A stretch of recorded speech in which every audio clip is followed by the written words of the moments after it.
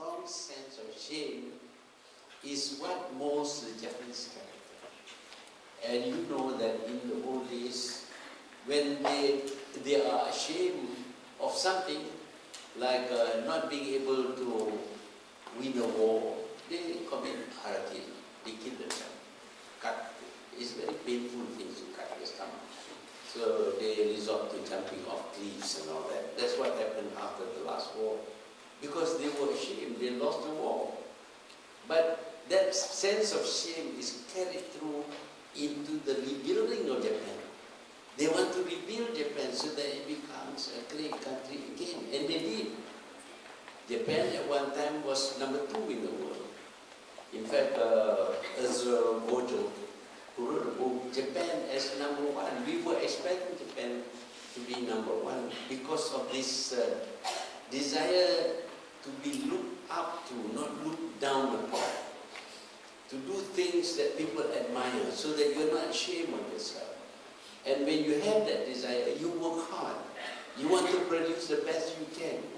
You want to be a success. So the sense of shame is something that drives you to work very hard, to acquire great skills, to produce the best that you can. Now imagine if all Malaysians had this strong sense of shame, but not up to the point of cutting your stomach. That one, forget about it. But you want to deliver. You don't want your family to be ashamed of you. When you take drugs and all that, you would feel ashamed, so you won't take drugs. If you study, you want to achieve the best, you want to be the first in the class. If you, after studying, you acquire the knowledge and the skills, you want to show that your knowledge and your skills will produce the best that is possible. Now, when the whole nation is driven by that desire to do the best, not to feel ashamed, I think that nation will progress. I think part of the reason why Japan was able to recover from a horrendous war and become the second biggest economy in the world is because of this strong sense of shame. So, among the values that we should encourage or give our young people is this strong sense of shame. Because then you will not take to drugs, you will not do something wrong, you will not take what does not belong to you, in other words, don't steal, and things like that, because you are afraid of being ashamed in the community. But today we see people who go to jail don't seem to even hide their faces. They seem to be proud. When they were sentenced to death, they smile. I mean, the sense of shame is not there. You see, so we need to ensure that there is a strong sense of shame. And because of this strong sense of shame, you want to succeed in this world. You want to be a contributor towards the building of your nation. And you, to be a contributor, you must acquire the knowledge and the skills and do things properly. When you work, don't take money that is not yours. I mean, this is called rasuah in Malay. It's called, what is it? What do you call it in English? This sense of shame is very important. Next to that is the discipline, the ability to restrain yourself from wanting to do things that you like to do but is bad. That is discipline. You like to go out and not study, but if you have discipline and a sense of shame, you will study and you will acquire the knowledge and prepare yourself to contribute towards Vision 2020. So, if you ask me, I think most Malaysians have that sense of shame, but not all. So we need to spread the sense of shame and the desire to produce the best that you can so that you will not feel ashamed of yourself, your family will not feel ashamed of yourself, your nation, your people will not feel ashamed because you are doing something that is not proper and wrong.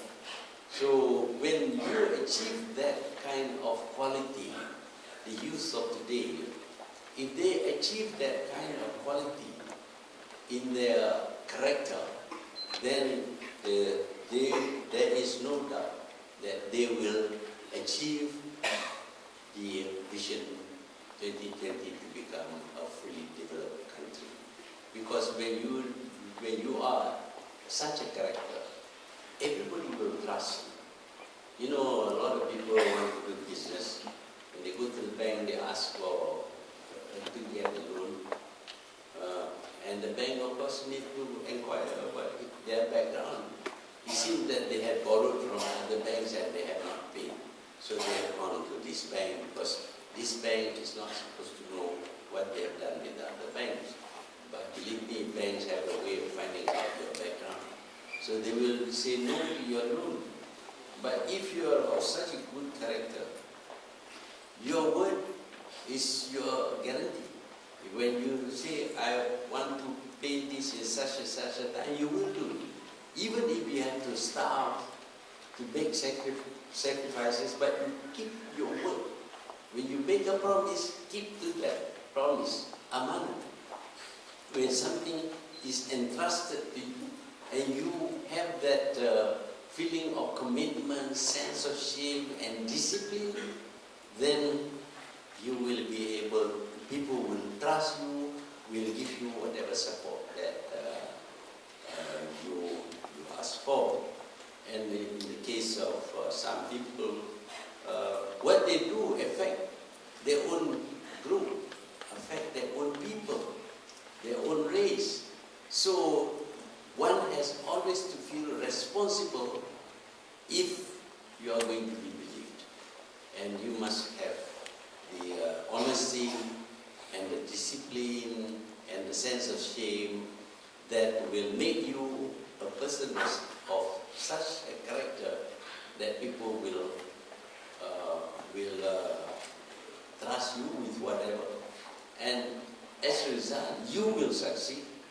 And when you succeed, that means all of you, then the whole nation succeed, and we will achieve Vision 2020. So are the youth of today ready? I don't want to pass judgment, but I think there is a lot that you can still do to prepare yourself for Vision 2020. We need citizens of character. You are the citizens of this country, the future builders of this country, the future developers of this country. And if you have this good character, supported by knowledge and skills, I am quite sure that we will not only achieve Vision 2020, but we will actually exceed it. So I will stop there because I'm told that you can ask me questions. Don't ask nasty questions, but questions that I will be able to answer and show how wise I am. Thank you.